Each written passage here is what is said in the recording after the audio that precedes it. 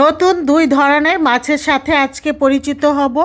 নতুন নতুন মাছ এক এক দেশে এক এক নামে বলি আমরা। আপু ভাইয়ারা কমেন্টে জানাবেন কে কী নামে এই মাছগুলোকে ডাকেন। এটা হচ্ছে আমরা গুলশা মাছ বলি, ঠিক ট্যাংরা মাছের মতোই দেখতে। তো আসসালামু আলাইকুম ভিউয়ার্স, কেমন আছেন? আশা করি অনেক ভালো আছেন। আলহামদুলিল্লাহ আমরাও ভালো আছি। প্রতিদিনের মতো আরেকটা ব্লগ নিয়ে চলে আসলাম। আমি এখানে এটা অনেকে বাতাসি মাছ বলে, অনেকে বলে কাজলি মাছ, এইটাই রান্না করছি। হাতে মেখে বসিয়ে দিয়েছি, আপনাদেরকে দেখাবো মাছটা। এই যে এই মাছটা, এটা অনেকেই কাজলি মাছ বলে। যাই হোক, আমরা কাজলিও বলি, বাতাসিও বলি। মাছটা কিন্তু খেতে ভীষণ মজা। হাতে মেখে বসিয়ে দিয়েছিলাম, হয়ে গেছে। এরকম একটু ভেজে ভেজে নামিয়ে নেব। আর এখানে হচ্ছে গুলশা মাছ রান্না করব আলু আর সিম দিয়ে। ওইটাও আলু আর সিম দিয়ে রান্না করছি। সিমের স্বাদ আসছে, সিম খেতে এখন ভালো লাগতেছে।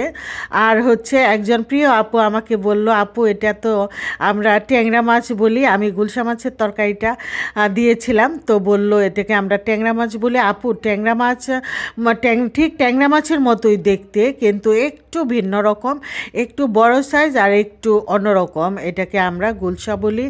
যাই হোক, মাছটা খেতে কিন্তু ভীষণ মজা ছিল।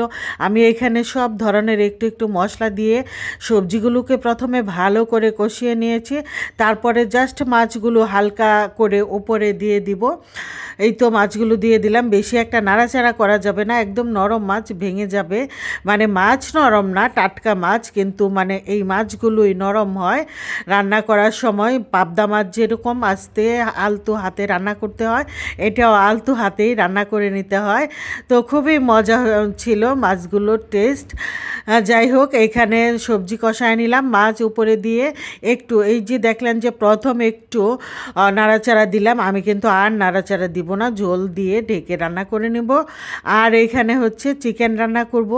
চিকেনের জন্য ওই তো যেভাবে চিকেন রান্না করি, তো প্যানের মধ্যে তেল দিয়ে দিলাম, গরম মশলা দিয়ে দিলাম, তারপর আদা রসুন বাটা, এখন জিরা বাটা, ধনিয়া গুঁড়া, হলুদ গুঁড়া, মরিচ গুঁড়া সবই দিয়ে দিব।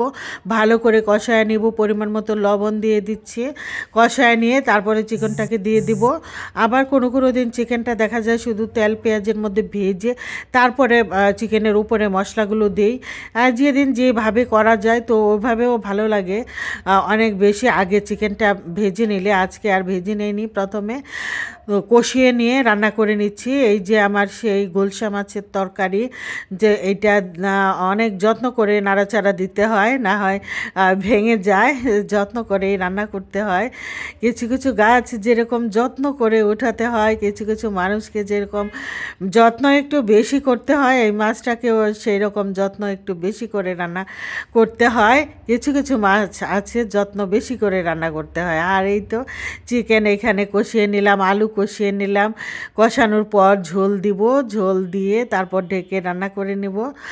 ঢাকবো না আমি, এটা যেহেতু ব্রয়লার চিকেন, আমি ঢেকে রান্না করব না, ঝোল দিয়ে খোলা অবস্থাতেই রান্না করে নেব। আলুটা সিদ্ধ হলেই, চিকেন তো কষানোর মধ্যেই সেদ্ধ হয়ে গেছে আমার, আলুটা সেদ্ধ হয়ে গেলেই নামিয়ে নেব। তো এই তরকারিটাও মজা ছিল। আর সুন্দর করে কষায় নিলে কিন্তু তরকারি খুবই মজা হয়, এটা আমি সবসময় বলি। আর আমি কষায় নিতে চেষ্টা করি তরকারিগুলো। এই যে আমার সেই গুলশা মাছের তরকারি লোভনীয় হয়েছে দেখতে, খেতেও মাশাল্লাহ বেশ মজা ছিল। লাস্টে কাঁচামরিচ দিয়ে দিলাম, আর ধনিয়া পাতা তো আগেই দিয়েছিলাম। তো আপু ভাইয়ারা এটাকে বলি গুলশা মাছ, আর ওইটা হচ্ছে কাজলি মাছ। কত খাবার, কত নিয়ামত আল্লাহ পাক দিয়ে দিয়েছে আমাদেরকে, কত মাছের কত নাম, এক এক দেশে এক এক নাম বলি আমরা। এই তো এই পর্যন্তই ছিল আমার আজকের ভিডিও। সবাই ভালো থাকবেন, আল্লাহ হাফেজ।